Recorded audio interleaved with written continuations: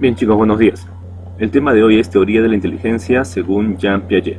Bien, lo que vamos a hacer acá entonces es describir las 4 etapas que considera Piaget por las cuales atraviesa la inteligencia o el desarrollo de la inteligencia del ser humano. Bien, recordemos que Jean Piaget es representante de la escuela psicológica llamada el cognitivismo, ¿no? Es una de las escuelas psicológicas que ya vimos en clases pasadas. Bien, vemos acá entonces lo que él va a entender por inteligencia. Bien, aquí dice, la inteligencia según Piaget es la adaptación al medio que nos rodea. Esta adaptación consiste en un equilibrio entre dos mecanismos, asimilación y acomodación. Como vemos aquí, la asimilación consiste en la adquisición de la nueva información. Siempre estamos adquiriendo nueva información, ¿cierto? Todos los días, siempre hay alguna experiencia nueva, algún dato nuevo, percibimos cosas nuevas, etc. Ya, esas cosas nuevas que percibimos, conocemos, se van acomodando a lo que ya tenemos nosotros en nuestro pensamiento, a lo que ya hemos aprendido. Todo lo que hemos aprendido pues forma nuestras ideas, ¿cierto? Nuestro principio, nuestra moral, etc. Lo que sabemos del mundo. Y las cosas nuevas que vamos aprendiendo se van acomodando, ¿no? Hay una reorganización de esquemas mentales debido a la asimilación. Así que estos dos factores van de la mano, ¿no? En todo el proceso del desarrollo de la inteligencia. Bien, y aquí en la definición que dijimos, el elemento más importante es, bueno, el concepto más importante es adaptación, adaptarse. Para Piaget entonces, una persona será más inteligente cuando se adapta mejor al medio ambiente en el cual se desenvuelve, en el cual se encuentra. Si una persona entonces no se logra adaptar correctamente, de manera adecuada, a ese medio en el cual está, no, un desadaptado por decirlo así en términos más extremos, ¿ya? Que no puede, no sabe cómo desenvolverse en ese medio y que por lo tanto es marginado o hasta rechazado pues, ¿no? por este medio, eso significará para Piaget entonces que esta persona pues carece de inteligencia, ¿no? O en todo caso tiene una inteligencia deficiente, pues, ¿no? Que falta desarrollar esa inteligencia. Por lo cual pues hay diferentes mecanismos también para poder hacer que una persona se adapte al medio, ¿no? Se adapte a la sociedad, a las reglas, a los principios que se usan en determinada sociedad. Bueno, en clase ya hablamos un poco de eso, ¿no? Qué tan bueno o malo puede ser pensar de esta manera, ¿no? De que una persona es más o menos inteligente porque se adapta mejor o no se adapta también a un medio o al medio en el cual se encuentra, ¿no? A la sociedad en la cual se encuentra. Bien, veamos las etapas entonces. Tenemos la primera etapa que se llama la etapa sensomotriz o etapa sensorio-motriz, que va de los 0 a los 2 añitos, ¿no? Desde que nace hasta los 2 añitos aproximadamente. Las principales características, como vemos aquí, dice, nacemos con un organismo biológico provisto de una serie de reflejos. Estos reflejos, chicos, como están acá en la imagen, son aquellos mecanismos que nos permiten adaptarnos. Justamente existen, aparecen desde antes del nacimiento en realidad, ¿cierto? Aparecen en nosotros para poder adaptarnos o, mejor dicho, sobrevivir en el medio en el cual nos encontremos, ¿no? Ante las adversidades o por diferentes factores. Ya recuerden que todo ser vivo, pues los animales más sobre todo, ¿no? Los animales salvajes sobre todo, poseen esos instintos, ¿no? que los van a ayudar a adaptarse, a sobrevivir en el medio ambiente. Ahora, en el caso del ser humano es un poco más distinto, ¿no? Porque no tiene los medios, por decirlo así, que sí poseen cualquier otro animal para poder sobrevivir en un medio, ¿no? Vean que los demás animalitos pues apenas nacen, ya están caminando, corriendo algunos. Bueno, y acá tenemos pues esos reflejos que vemos en el ser humano, ¿no? Al nacer puede ser reflejo de Moro, búsqueda, succión, presión palmar, Babinski, incurvación del tronco, marcha primaria, tónico del cuello, ¿no? Siempre son estos reflejos los que se presentan en los bebitos que notamos apenas nacen. El de búsqueda, por ejemplo, ¿no? Sobar la mejilla del bebito para que comience a buscar ¿qué? Justamente el alimento, ¿no? El pezón de la madre. Y ahí comienza el segundo reflejo, que es la succión, que es el momento en el cual está succionando, chupando el bebito, ¿cierto? La mama, para que pueda alimentarse. Obviamente si esto no pasa no se puede alimentar y habría una gran dificultad. Poner el dedo pues en la manito de un bebito y este va a cerrar la manito y va a apretar, ¿no? Presión palmar, y etcétera. Y uno, el más conocido o el más curioso en todo caso, que no está aquí, es el reflejo de natación, ¿no? Este reflejo se pone dentro del agua al bebito boca abajo y este va a comenzar a mover los brazos y piernas como si estuviera nadando y nada justamente, comienza a nadar y no se ahoga ni nada parecido. Pero tomar en cuenta que esto es un reflejo, no es algo que haya aprendido. Y estos reflejos, así como todos los demás, desaparecen aproximadamente a los 6 meses. Desaparecen. Cuando a ti te soban, por ejemplo, en la mejilla, tú no estás buscando, ¿cierto? No todo lo que te pongan en la boca tú lo estás succionando. No siempre que te pongan algo en la palma de la mano, significa que vas a apretar rápidamente, ¿no? Y etcétera, todo lo demás. Son reflejos que desaparecen ya, ¿sí? Igual que el reflejo de natación. Ya a partir de los 6 mesecitos, pues eso no significa que yo ya al año a un bebito lo meto de repente debajo del agua, boca abajo. No quiere decir que ya va a comenzar a nadar, porque ellos saben nadar y un montón de ideas más de repente que puedan surgir a partir de esto. No, ¿sí? Por si acaso, ¿ya? Bueno, lo otro sería la manipulación de objetos, ¿no? Usa sensaciones y movimientos organizados en esquemas de acción. ¿Sí? Siempre suelen manipular, agarrar los objetos, tocarlos, botarlos, ¿no? Y cuando lo botan, pues ven cómo el objeto cae, el sonido que hace, el peso que tiene, si se rompe o no se rompe. O sea, hay un montón de factores, elementos que el bebito, el infante está aprendiendo en este tiempo, ¿no? Recuerden que recién aparecido, existe en este mundo unos cuantos meses y necesita aprender cómo funciona todo en el mundo. Otra cosa más, al inicio no hay conciencia del objeto. Bien, no hay conciencia, es decir, no está pensando en el objeto. Por eso ahí dice limitación a nuestras impresiones sensoriales. Esto se conecta con lo siguiente, el logro de la noción de permanencia del objeto, que se da a partir del año y medio más o menos. A partir del año y medio, ya a partir del año y medio, este bebito, el infante, ya comienza a darse cuenta que a pesar de que esta personita no perciba directamente las cosas, los objetos, se da cuenta, tiene la noción, ya se da cuenta de que estos objetos siguen permaneciendo ahí, a pesar que yo no los vea, a pesar que el bebito no los vea, no los perciba directamente. Por ejemplo, que un papá se esconda detrás de una pared, ¿ya? O detrás del sofá. Imaginemos que está en su andador o en su cunita ahí el bebito frente al padre y el papá se esconde detrás de un sofá, ¿ya? Si este bebito pues tiene un año o menos, lo que va a pasar es que este bebito va a creer, como no lo percibe directamente, no percibe directamente al papá, que en este caso sería el objeto, ¿ya? No percibe directamente al papá, este bebito va a creer que ha desaparecido, que en su mente está como si hubiera dejado de existir, como si ya no estuviera en ese momento, ¿no? Porque no lo percibe directamente.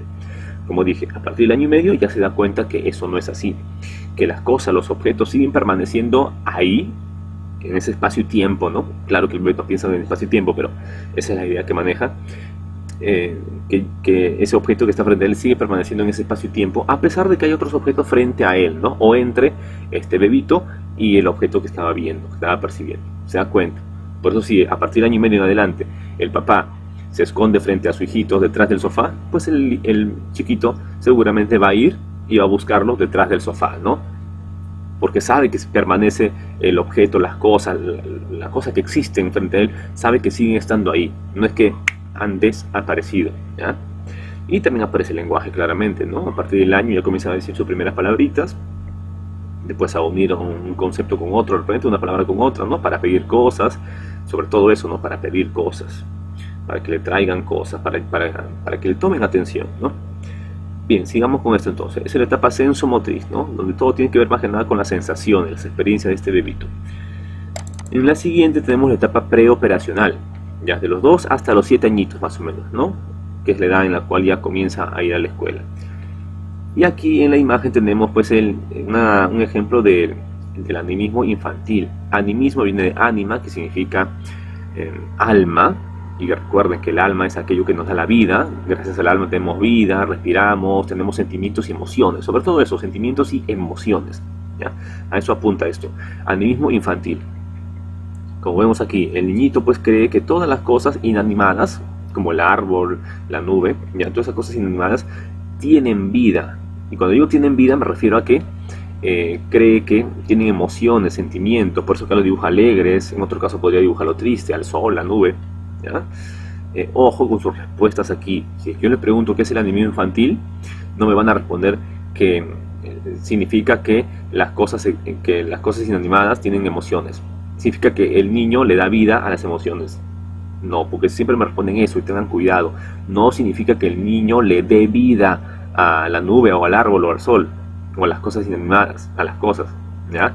Ese niño no tiene poderes, ¿ya? No es un pequeño Dios, no. Es que lo que pasa es que el niño cree, ¿ya? El niño cree que los objetos inanimados o las cosas inanimadas presentan emociones, sentimientos, cree que tienen vida, ¿ya? No es que les da vida, ¿ya? Por si acaso, tengan cuidado en eso. Artificialismo viene de artificial, o sea que no es algo natural, así que uno mismo lo ha hecho, lo ha creado. Y más o menos por ahí va el asunto. El niño de unos 3, 4 años, por ejemplo, con los pocos conocimientos que todavía tiene por su edad, va a interpretar o va a explicar el mundo en el cual se encuentra, las cosas que ve, en base a lo que él sabe, pues en base a lo que él ha visto, ha experimentado. Y como hasta esa edad, 2, 4, 5 años, prácticamente vive en casa nada más, y todo lo que pasa en la casa lo hacen los padres, ¿cierto? Todo lo que hay en la casa lo han hecho los padres también, lo construyen los padres, lo crean los padres, o mejor dicho, le va a dar explicaciones a todo lo que ve, todo lo que percibe, en base a los conocimientos limitados que tiene. Por eso es que cuando el bebito de repente lo llevan a la playa, al niño de unos 3, 4 años lo llevan a la playa, pues el bebito va a creer que esa playa lo ha hecho su papá y su mamá, ¿no? Que su papá y mamá han fabricado la playita, ¿no? Para que él pueda ir y bañarse con todos sus amigos o las personas que estuvieran ahí, ¿ya? O va a creer también que el sol de repente, o la luna, ¿no? Es una gran bola de queso, pues, ¿no? Y que lo sigue a casa todavía, ¿no? Encima que lo sigue a casa, ¿ya? O que el sol de repente es una naranja, pues, ¿no? Que Diosito ha comido y lo ha dejado ahí, no sé, ¿ya? Explicaciones como esas. Explicaciones que obviamente no son naturales, no son reales, ya no se verifican en la realidad, no son científicas, etcétera, sino que son explicaciones ya muy subjetivas, y peor aún, ¿no? Tomando en cuenta que tiene pocas experiencias y pocos conocimientos este bebito, pues le va a dar esa explicación, ¿no? Por eso a las cosas que él ve y quiere entender por qué son así, ¿no? Finalismo. Pues va a creer el bebito que todas las cosas tienen una finalidad, un propósito, y ese propósito tiene que ver con ellos, ¿no? De manera directa o indirecta, todo tiene que ver con él. Por esa razón es que pues el bebito cree que todas las cosas que la gente hace tienen que ver con él, ¿no? Y por eso se va a amargar, por eso va a llorar de repente, por eso se va a quejar, ¿no? O va a creer pues que los juguetes, las cosas que también son para él, que tiene que ser de él, ¿no? Y no importa que el otro lo haya comprado, siempre quiere que sea suyo, ¿cierto? Habrá visto el bebito que siempre se pone en ese plan. Bien. Luego, pensamiento intuitivo. Bueno, que era pensamiento egocéntrico, ego que significa yo, ¿cierto? El bebito cree que es el centro de todo. Pensamiento intuitivo. Intuición es un conocimiento inmediato, es un conocimiento que está fundamentado en nuestras experiencias inmediatas, ¿ya? Está fundamentado en las experiencias inmediatas. Entonces, el pensamiento del bebito, entre comillas pensamiento, va a ser la consecuencia inmediata de lo que él siente o experimenta en ese preciso momento, ¿ya? Si un bebito ve, siente que o siente desagrado por algo, pues lo va a manifestar inmediatamente. Por eso dicen pues que los borrachitos y los niños siempre dicen la verdad, ¿no? Porque el niño no está pensando pues en qué va a decir, en cómo va a reaccionar, no, nada que ver, no piensa en esa manera, sino que su pensamiento, porque al fin y al cabo lo que sucede en su cabecita es que van a surgir un montón de ideas, ¿cierto? Que esas ideas luego lo van a llevar a actuar, ¿ya? Pero esas ideas que va a surgir en su cabecita son básicamente reacciones, ¿ya? Son consecuencias, reacciones, el resultado de las experiencias inmediatas que tiene. Por eso no sé, habrán visto últimamente este meme o esta experiencia o este caso, ¿no? Que fue en Brasil, que se ha hecho memes, ¿no? En todas las redes, donde hay una niña que va a apagar sus velitas de su cumpleaños y la otra hermanita abajo le sopla la vela, ¿no? La niñita del cumpleaños la ve amarga, se siente amarga, y ¿qué es lo primero que hace? No, pues se pone a pensar, pues, ¿qué va a pasar? Me están grabando, etcétera. Eso que inmediatamente agarra el cabello de su hermanita y le jala, pues, ¿no? Le comienza a jalar así. Bueno, a otra hermanita no le causó daño tanto, ¿no? Se rió más bien. Pero ese es el asunto, o sea, no está pensando en lo que va a hacer, no hay un pensamiento racional, por decirlo así, sino que es un pensamiento muy primitivo, por decirlo, ¿no? Es un pensamiento intuitivo, ¿ya? Intuitivo, o sea, un pensamiento que está fundamentado en las experiencias inmediatas que tiene esta personita. Centración, dentro de esto, la centración, se refiere a que pues el niño siempre suele concentrarse en un solo objeto o un solo elemento, ¿no? Y por lo tanto se distrae y se desconcentra de todo lo demás. Es como cuando uno le está explicando algo a un niño de repente, o llamando la atención tal vez, ¿no? Y este niñito de pronto comienza a ver algo. No sé, ve una mosca, se pone a ver arriba al techo, o se pone a ver una taza que está ahí en la mesa, o se pone a ver una hormiguita que está caminando por allá, y no te prestas atención, ¿cierto? Se centra completamente en eso y como si se perdiera en ese punto en el cual está concentradísimo, ¿no? Es lo que suele pasar con los niños siempre. Irreversibilidad, irreversible, ¿qué significa? Que este niño en esta etapa todavía no puede revertir algunas operaciones que le enseñan, no las puede revertir mentalmente. Cosas sencillas como por ejemplo cuando aprende a sumar, pues, es lo típico, ¿no? Esta etapa, aprende a sumar, suma o aprende a contar, ¿no? A contar los numeritos, ya que es el ejemplo que le dije en clase. Aprende a contar del 1 al 10, por ejemplo, ¿no? Pero si al niño le pides que cuente del 10 al 1, o sea, al revés, no va a poder, le va a ser muy difícil hacer eso. Se va a confundir y no va a poder hacerlo. No puede revertir operaciones como esas, ¿no? No puede revertirlas mentalmente. Pero en la siguiente etapa, que es la etapa de operaciones concretas, aquí ya puede revertir algunas operaciones mentalmente, ¿no? Las que no sabía antes, ahora ya las puede hacer. Sobre todo que hay operaciones pues que siempre está usando, ¿no? Le están preguntando o son cotidianas, ¿no? Por ejemplo, yo les había preguntado a ustedes a ver si pueden revertir o me pueden decir, ¿no? Los meses del año al revés, ¿no? O sea, de diciembre a enero, no de enero a diciembre.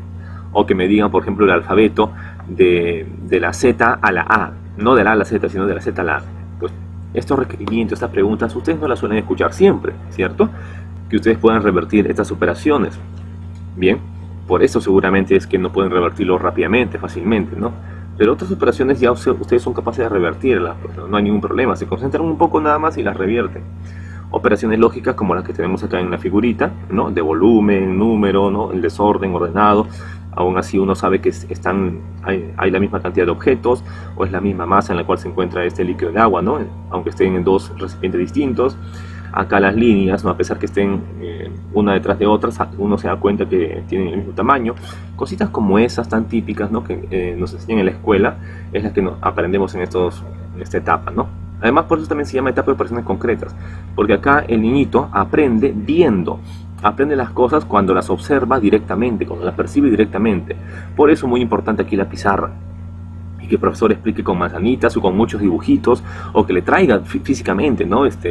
Realmente un par de manzanas o 3 o 4 manzanas para sumar, restar, cosa que así aprende más fácilmente el niño en esta etapa, porque aprende siempre observando, percibiendo objetos que son concretos, ¿no? Cuando suma con los dedos, por ejemplo, o suma teniendo que ver los objetos, como el caso de la manzana que les dije, ¿no? Viendo, ¿no? Es muy difícil, o muy difícil, realizar operaciones mentalmente, es decir, trabajar con conceptos. Ustedes se supone que ya están en otra etapa, se supone que están ya en la etapa de operaciones formales, ustedes que son adolescentes, y ya puedo hablarles en base a conceptos, ¿no? Tienen un pensamiento formal, se supone. Ya no es tanto necesario que yo tenga que explicar las cosas con dibujitos, ¿no?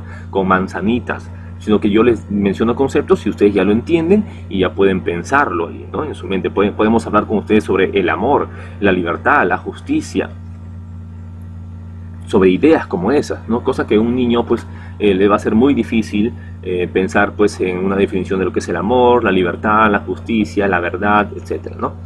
No tanto que se aburra, porque la gente siempre piensa en aburrimiento, sino que no lo entiende. Ahí está el gran meollo de todo, es que no lo entiende, ¿no? Para que a nosotros nos agrade algo tenemos que entenderlo. Ahora, si la persona, claro, no le agrada entender muchas cosas, ¿no? O simplemente se cierra y quiere entender este tipo de cosas y las otras no, pues ahí tenemos un gran problema. Y el problema es que la gente hoy en día, hasta en la misma educación, le da por su lado pues a los adolescentes, a los niños, ¿no? En el sentido de que si tú quieres aprender eso, ya aprende eso nada más. Y lo demás no lo aprendas porque tú no quieres, ¿no? Y que nadie te obligue, que nadie te imponga eso. Pues les enseñemos a los niños y adolescentes a que piensen de esa manera. Entonces por eso será pues que muchas de las personitas solamente se quedan aprendiendo una pequeña parte del mundo, que en muchos casos es en realidad muy superficial, y la otra parte del mundo que no le agrada, porque es difícil, no le agrada, pues dejamos que le siga sin agradar, y por lo tanto ya no le enseñamos tampoco eso, porque no queremos hacer que se sientan mal, ¿no? Ahí está uno de los grandes problemas hoy en día, pues, ¿no? Respecto pues a lo que entienden o no entienden los jóvenes de hoy. Espero que se entienda correctamente esto. Bien, por eso se llama operaciones formales, ¿no? Formales referencia a los conceptos, a eso se refiere, pensamiento formal, o sea, un pensamiento que trabaja con conceptos, ¿sí? No tanto con cosas observables, aunque también, obviamente, ¿no? Pero ya hemos superado eso. Ya no solamente entendemos las cosas observándolas, sino que también las entendemos mediante conceptos, ¿no? Tenemos un pensamiento por eso, tenemos un pensamiento hipotético deductivo, ya formulamos hipótesis, pues, ¿no? Y en base a esas hipótesis es que pensamos según las probabilidades que hay. Y sobre todo este punto de aquí, el lenguaje metafórico, algo muy presente de ustedes seguramente, ¿no? el doble sentido, a eso se refiere, el doble sentido, las dobles interpretaciones o las muchas interpretaciones que le podemos dar a una frase, un dicho, una sentencia. Por ejemplo, cuando dice acá, me derrites con tu mirada. Si le hablamos, le decimos eso a un niño de unos 6 años de repente, no va a entender muy bien, no, me derrites con tu mirada, o sea que yo me voy a derretir, entonces tú tienes poderes, te va a decir de repente, pues, ¿no? Pero obviamente ahora entendemos que no se refiere a eso, ¿no? Sino que va por otro lado la intención de esa frase. O cuando se dice caballo regalado no se le mira los dientes. Si le dices a un niño eso, pues va a pensar en el caballo y sus dientes nada más, ¿no? No va a pensar en otra cosa más. En cambio nosotros ya entendemos lo que significa ello, pues, y así los diferentes dichos o los jueguitos que se hacen, ¿no? En doble sentido, los comentarios de doble sentido, por ejemplo. También ahí pueden ustedes evidenciar ese lenguaje metafórico que ya somos capaces de usar. Claro, los jóvenes de ahora en ciertos asuntos usan el lenguaje metafórico, en otros asuntos, como es la filosofía de repente, ¿no? Y que las metáforas que se da, como el mito de la caverna, ¿se acuerdan del mito de la caverna? Bueno, pues es un lenguaje metafórico también, y que se supone que cosas como esas, o ejemplos, metáforas como esas, ya deberíamos ser capaces de entenderlas mejor.